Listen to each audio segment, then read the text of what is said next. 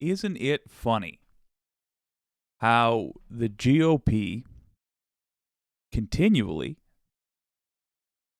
comes up with reasons for their legislation that have nothing to do with the principles they claim to have? They come up with legislation that is convenient to whatever they were trying to panic their constituents about in a given month. But the problem with conducting yourself like that is that eventually the contradictions crop up, and they can even crop up in a court of law. Here's Bo, the fifth column, pointing out a recent snafu that the GOP brought upon itself entirely. Here's Bo telling us about it.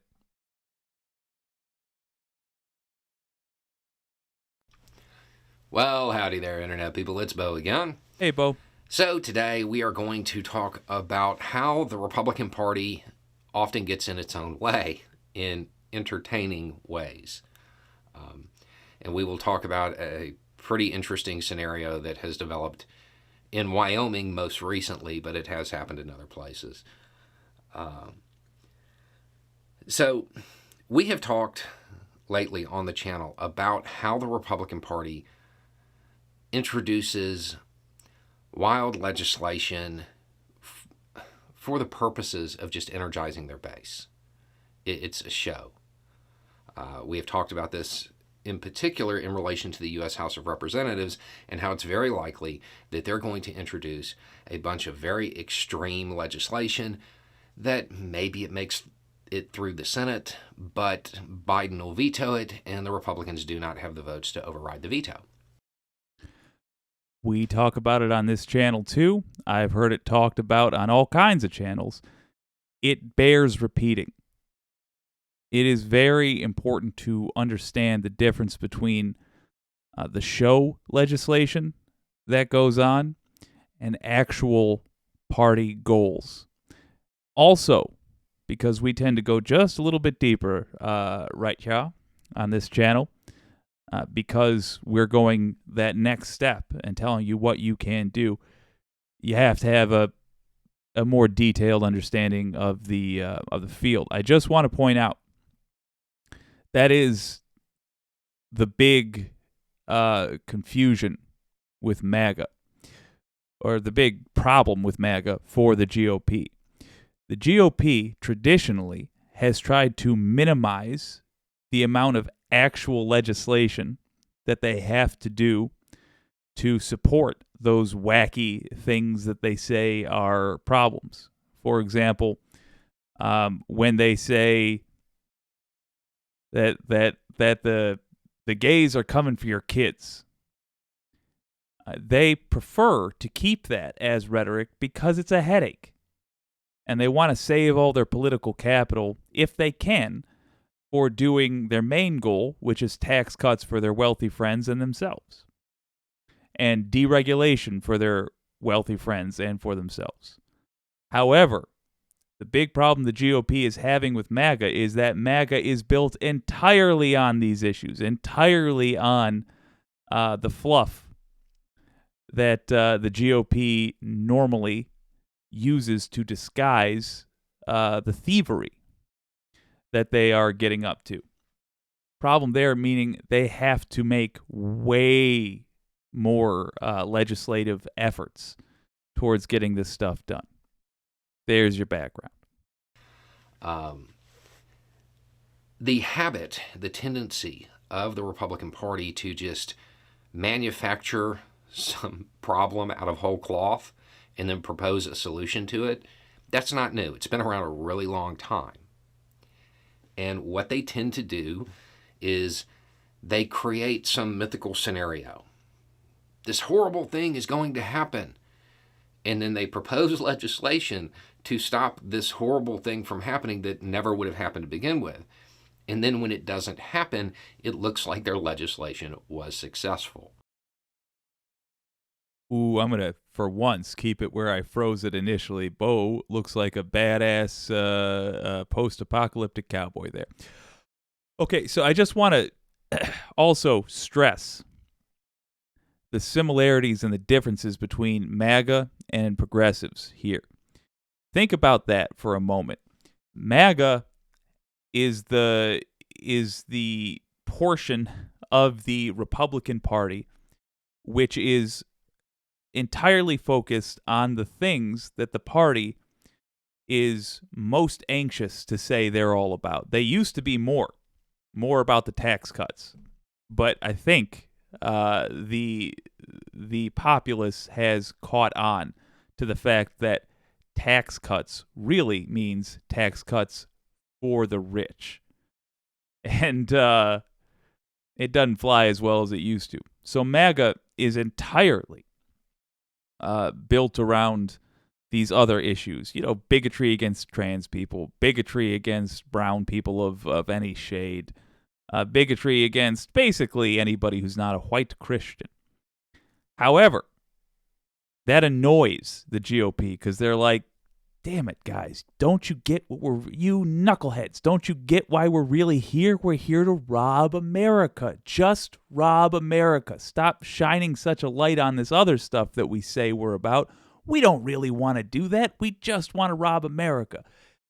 Here's the dangerous thing. And it requires the maturity to understand it. The progressives are that to the Democrats. You want to know why the Democrats go so hard against progressives? Way harder than they're willing to go against conservative Republicans or straight up MAGA folks? That's why.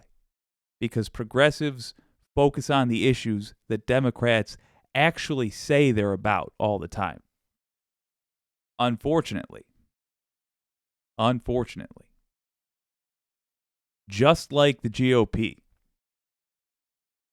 conservative Democrats like Joe Manchin, for example, Kristen Sinema always deserves to be said in the same breath. They are not there to do anything, if they can help it, except rob America. Rob you, rob me. They are there to give tax cuts to the wealthy. They are there to give massive deregulation conceits to the corporations in exchange for money. That's the system we have now. By the way, refer to our Get Big Money Out of Politics stream to talk about that. But why am I in this video about teasing the GOP? Why am I spending so much time talking about the similarities between progressives and MAGA? Because you need to understand the resistance we're going to face and where it's going to come from when we try to push progressive policies. If you ever get baffled that Democrats can't seem to vote together on something like that, there always seems to be, there's just something wrong with this bill, just a little tweak I want to make. And then we all start disagreeing again. That's why. And it's the same frustration that MAGA has, except they start saying, Rhino, Republican in name only. Totally oblivious to the fact that they are, in fact, Republican in name only, the MAGA folks.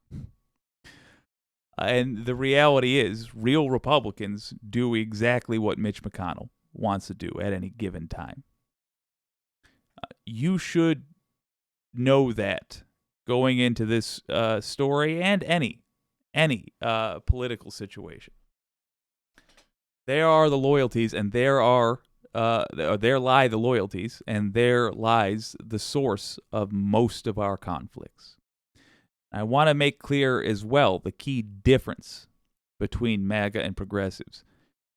MAGA policies are designed to attack people, and they are not based on any solid fact whatsoever. I have literally never seen a MAGA policy that starts with, well, this reputable place came out with a study, and nobody disagrees with the findings of the study, and now we've got a logical suggestion for what we're going to do about it.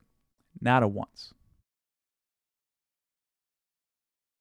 it's Sith and Jedi, folks. They are. You can't deny the similarities in their methods. They're both wielding those lightsabers and guided by the Force.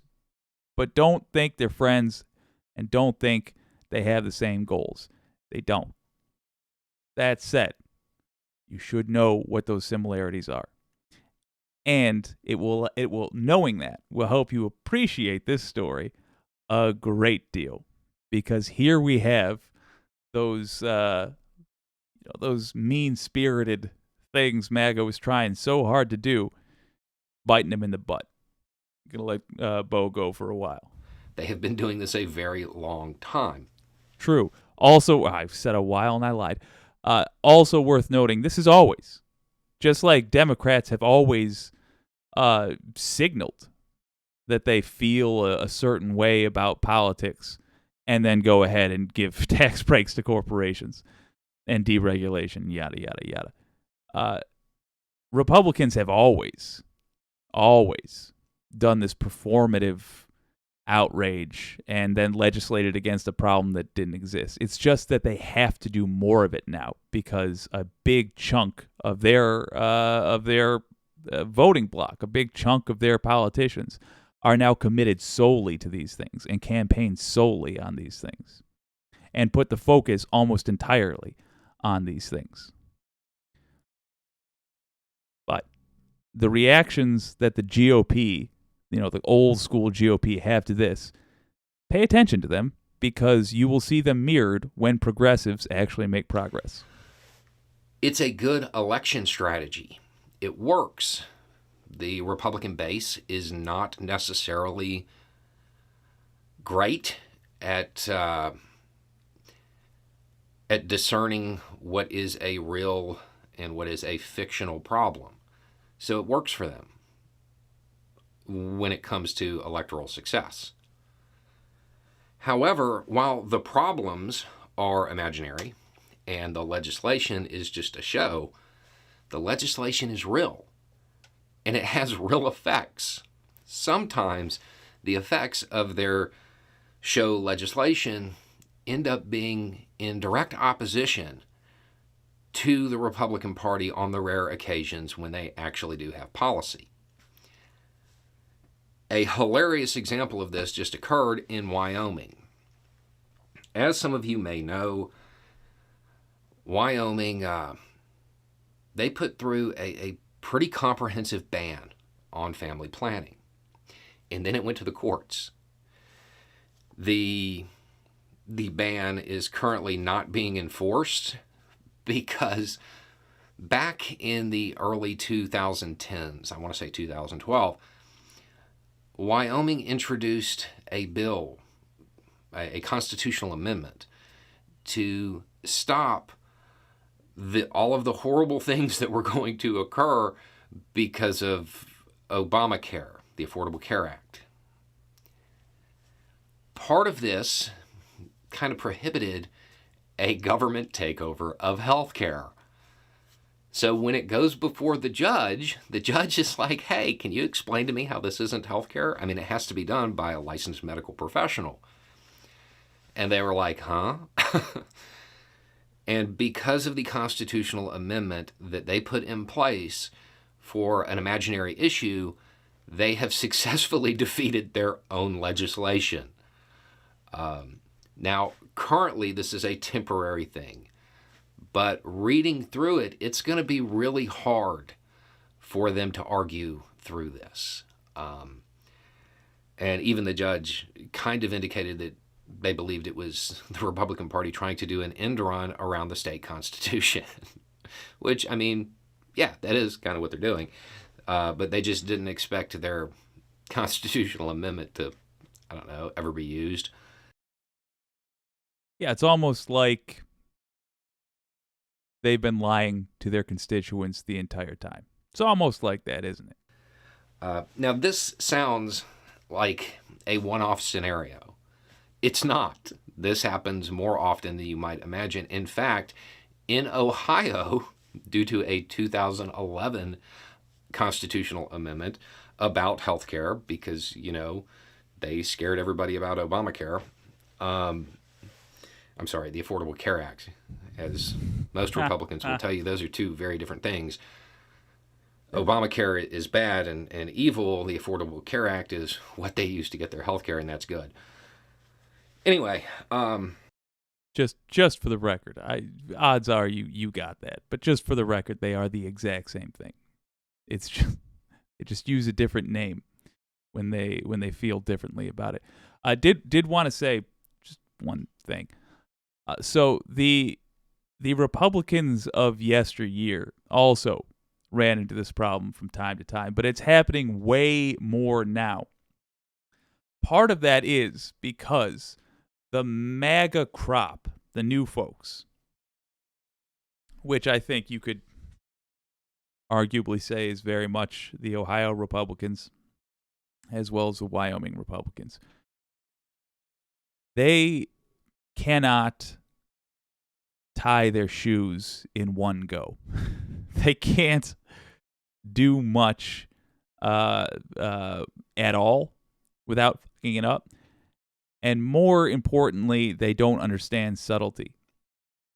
So they are encountering this way more because they don't have the wherewithal. Like the old Republican Party in these states, when they had different leadership, would do things like look at the laws on the books and who put them there and consider what the legal case would look like and try to avoid embarrassing moments like this that makes Bo of the Fifth Column chuckle to himself. Doesn't happen with the MAGA-run Republican parties. And as you are getting extremists, in my own state as an embarrassing example of this, I'm sorry to say, extremists running these parties, you're also getting, no other way to put it, a bunch of knuckleheads in charge. So you will see more and more and more of these cases crop up, as we saw with Trump. And a judge is just left, even if the judge is completely corrupt, desperate to give them the win with the flimsiest of cases. You know, they end up looking at some laws and saying, look, this is directly in contrast to what the laws say we can do. And by the way, Republicans are the ones that put those laws on the books in the first place. In Ohio, they did the same thing. They introduced the same kind of constitutional amendment, and it was also used to strike down their attempted ban there. Couldn't stand effective health care that would have been cheaper, introduced by a black president. Couldn't stand it. Were willing to fundamentally change how their states operated in order to get rid of it. And as a result, now that they're trying to take away rights from Americans, they are unable to because of the fundamental changes they put in place. Delicious. Now, while all of this is humorous and they're stumbling over their own jackboots, does go to show how the Republican Party creates imaginary issues and then defeats them, what we do need to keep in mind is that this is actually very serious. You have a number of states trying to deprive people of rights, and the only thing that is standing in their way is their habit of lying to their base and introducing legislation for made-up problems that just happens to be useful to stop their authoritarian march. So while, sure, take the win, but remember that this is not a fight that's over. It's going to continue. We can only hope that the Republican Party continues to enshrine more rights into state constitutions to defeat imaginary issues with health insurance. Anyway, it's just a thought.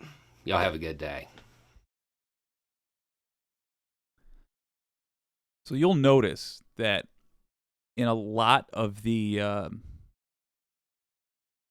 And a lot of the solutions I propose, they are focused on affecting state-level politicians and leaning into the rights that the states have.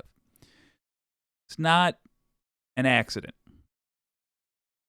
The reason for this is because you have had Republicans trying to get away with so much for decades and decades and decades via the state's powers that in many cases they have expanded those states' powers. And there's no reason we can't use that. It's not a matter of where I think power should come from. It's where power currently exists. And currently, there's a ton of power in the states.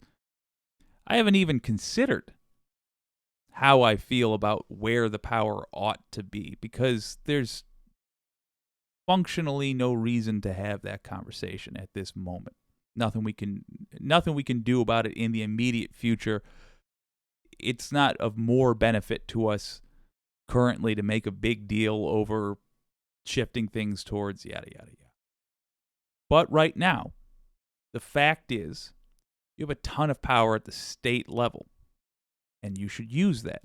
It's also easier to influence politicians at the state level, simply because the power of one vote is a bigger deal. 1,000 signatures on a petition that's going to go to a national politician is going to have a lot less effect as 1,000 signatures going to a district representative or going to a representative of the state Senate. So, I would generally recommend using your state level powers, but for this specifically, as Bo said, they've got in their own way already, and delightful, good. But it brings to mind the fact that we came this close to having universal health care in the United States. The first version of Obamacare would have been functionally close, not exactly, but close to Medicare for all. And it got pared down until it was basically useless, until it was just another way to find poor people. That's unfortunate. Yet, we can pressure our politicians to get Medicare for all put in place. Now is a great time to start, because I want as many politicians as we can running on this, running on support for Medicare for all in the primaries. And if they see that is a topic that will get them popular amongst voters, because voters are writing in and telling them about it, they are more likely to campaign on it. If they campaign on it, it's more likely to become part of the conversation. The politicians who weren't supporting it are going to get asked about it. And if they are on the left and they're being asked about it, it's going to pressure them to want to say the answer that they know will please their base, which is, yes, I support Medicare for all. So, tell your representatives, plain and simple, link in the description. Tell them you want them to support Medicare for all. Or you can phrase it universal health care. It's the same thing.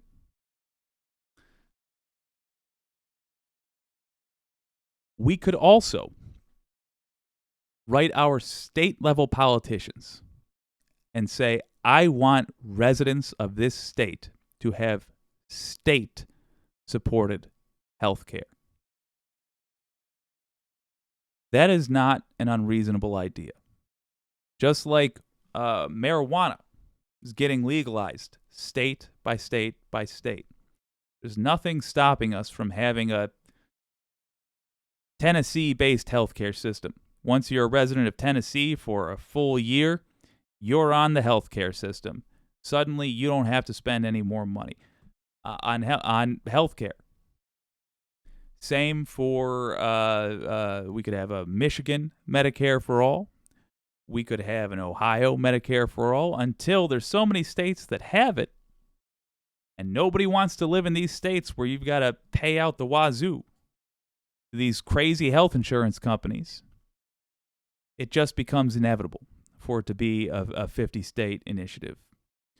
So, what can you do? Tell your representatives at all levels that you want them to support Medicare for all. Tell your national representatives that you want them to support it at the national level. Tell your state representatives that you want them to pitch it at the state level.